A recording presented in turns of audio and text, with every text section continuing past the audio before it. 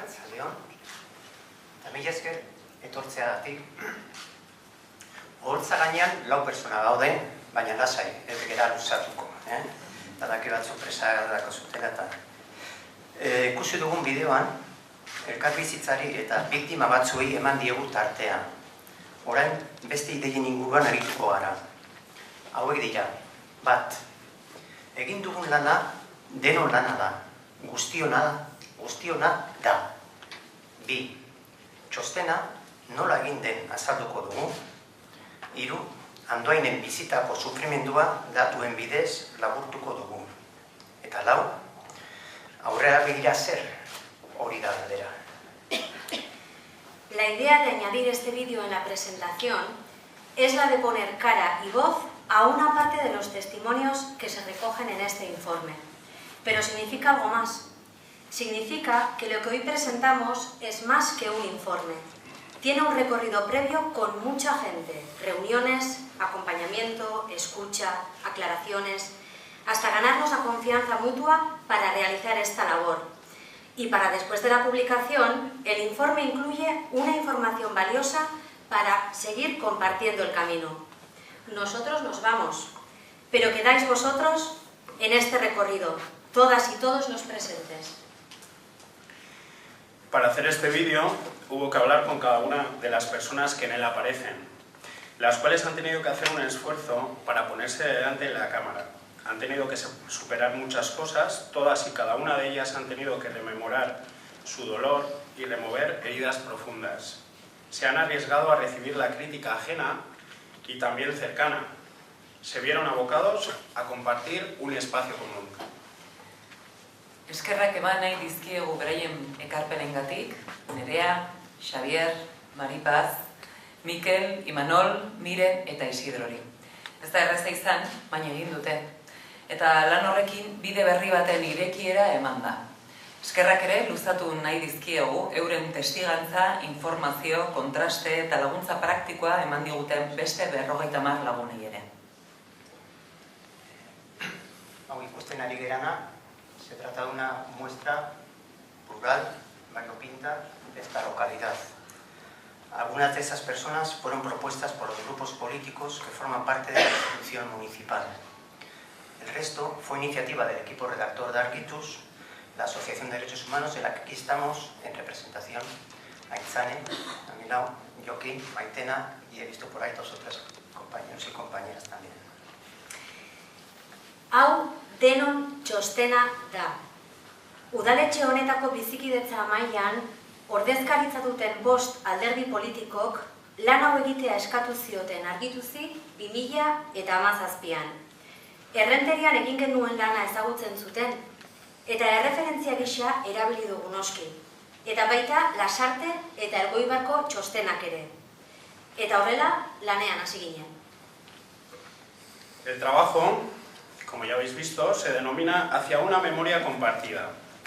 Andoain, informe sobre conculcaciones de derechos humanos y acciones violentas ocurridas entre 1956 y 2018. Recoge ambas cosas, conculcaciones y otras acciones violentas, que no siempre son lo mismo y que tienen que estar todas en este informe, si lo que se quiere conocer es conocer todo lo ocurrido. Otra cosa es que no se tenga que mezclar, ya que no todo el sufrimiento es violación de derechos humanos en sentido estricto, según los estándares de la legislación y normativa del derecho internacional de los derechos humanos. No encontramos ninguna herramienta mejor para la realización de este tipo de estudios compartida que la de los derechos humanos. Herrian eman den sufrimendua neurrigabekoa izan da, eta ezin ditugu mespretxatu biktima gureak sentitzen ez ditugunean. Eta ezin dugu inolaz ere bazterketarik egin kasuistiken arabera. No debemos hacer discriminación entre las víctimas, entre las distintas casuísticas habidas entre las víctimas, cuando no damos credibilidad, por ejemplo, al testimonio de las víctimas de torturas y malos tratos. Es verdad que cada cual puede hacer sus propios informes, enfocarlos desde su propia historia, con su sesgo ideológico y contar su relato. Pero esto es otra cosa. Con sus límites, este trabajo local pretende ser multifocal, un punto de partida común, compartido, para conocer no solo el sufrimiento propio, sino también el sufrimiento de las otras y los otros de esta localidad, como muy bien se dice en el vídeo que hemos visto. Eta azken batean, hori da lanaren helburua. Txostenaren izenburuak dioen moduan, memoria partekatu baterantzko bidea egitea. Udaleko alderdi politikoen hitzetan, ez dute zertan txostenaren edukiarekin bat egin behar, 100%. Baina guztiek onartzen dute autokritikarako erreminta erabilgarria dela, eta baita herri mailako bizikidetza hobetzeko erreminta ere. Ez da batzuen edo besteen txostena, guztiena da, alkatetzan edo nor dagoela ere. Nola egin da txostena? Lehenengo gauza, izan zen jakitea zer espero zuen partidu bakoitzak lan honetatik eta argitzea euren ustez zertzen ezinbestekoa txostenean. Ondoren, kronologia osatzeari ekin genion, 80 horri baino gehiago ditu kronologiaren atalak. Ikaragarria da zenbat gauza gertatu diren iraganean Andoainen. Hemerotekatik eta publikazioetatik bildutako datuak testigantzetatik jasotako informazioarekin, landa-lanarekin eta zehazki horretarako egondako hainbat pertsonekin kontrastatu genituen.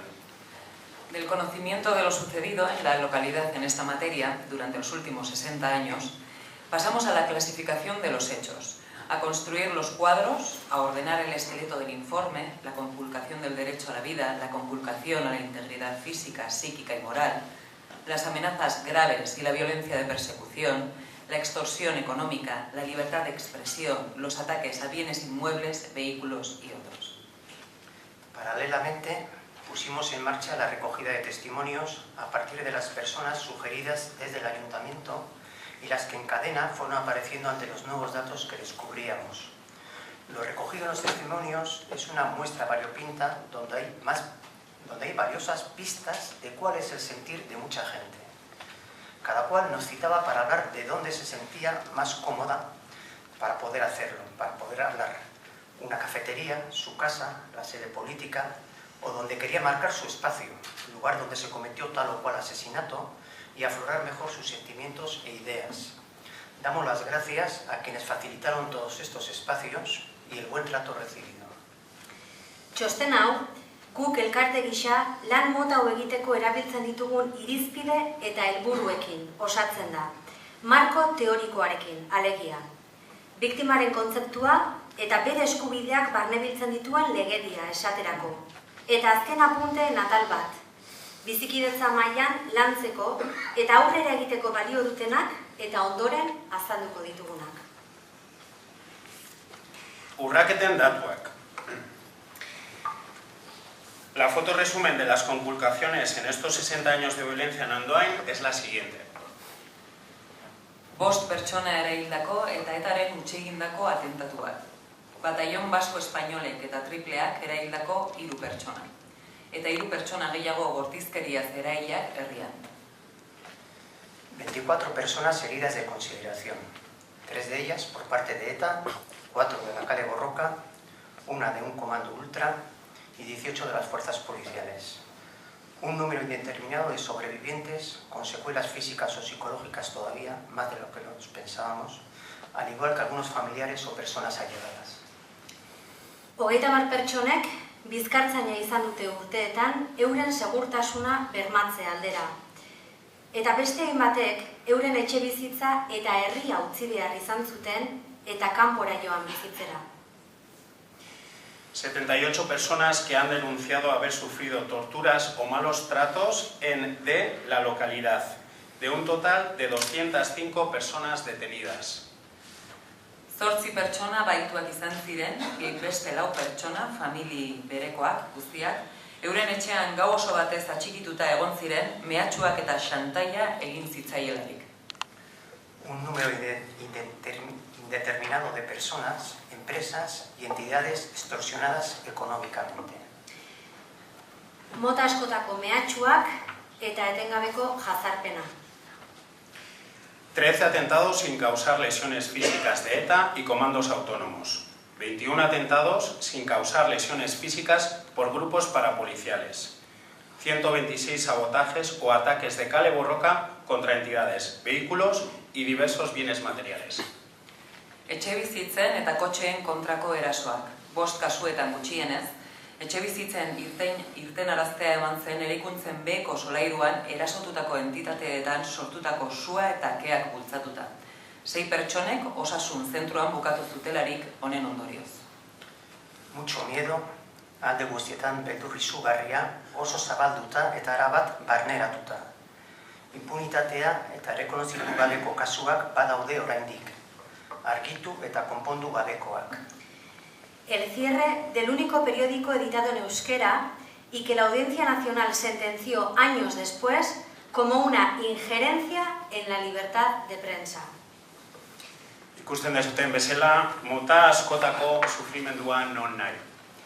Aurrera begira, tenemos en este informe suficientes elementos para reflexionar de forma compartida y sacar conclusiones para hacer una lectura crítica y autocrítica de lo sucedido y de los posicionamientos, responsabilidades y miradas respectivas para otro lado.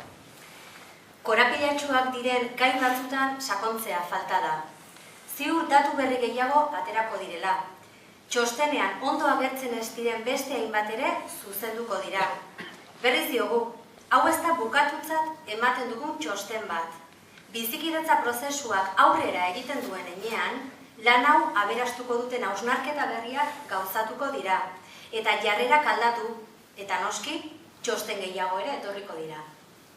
En sintonía, y además de lo que se expresa en el vídeo que hemos visto sobre la convivencia, el reconocimiento no debe dejar víctimas subsidiarias o de distinto rango. Es decir, deben incluirse las 8 víctimas mortales en primer lugar, pero también deben constar las víctimas heridas, secuestradas, torturadas, extorsionadas, amenazadas, etc. Por ello debe separarse el reconocimiento de las conculcaciones de derechos humanos de la realización de los homenajes. Se debe pensar cómo hacerlo para dignificarlas y dar satisfacción a todas las víctimas sin abrir nuevas heridas. También en esto es igual de importante el qué como el cómo hacerlo. Las posiciones políticas deben estar subordinadas al proceso de reconocimiento y reparación de las víctimas, sin discriminación. Askatu beharko lirateken 3 korapiloa antzeman ditugu gutxienez, eta badago nahiko material txostenean askatze prozesu horretan lagungarri izan daitekeena. Herritarren kontseilu bat osatzea proposatzen dugu. Anitza. 2. Recabar información ante las instancias pertinentes para la apertura de los archivos relacionados con el caso no esclarecido de la FOD de Lumbier, para tratar de esclarecer lo sucedido y facilitar al Ayuntamiento una toma de posición al respecto. Y 3. Dinamizar, junto con el Ayuntamiento, un proceso participativo en Andoain sobre las iniciativas de convivencia que podrían ponerse en marcha en los próximos años. Eta horrela, 22 iradokizuna bertzen dira orotan txostenen. Oneraino iritsi gara, baina hemen ez da prozesua bukatzen, esan dugun bezala. Irakurri ondoren, zabaldu dezagun egindako txostena ahalik eta jende gehienak irakur dezan. Eta izan gaitezen arduratsu. Hurrengo pausuak guztion esku daude. Animo. Eskerrik asko.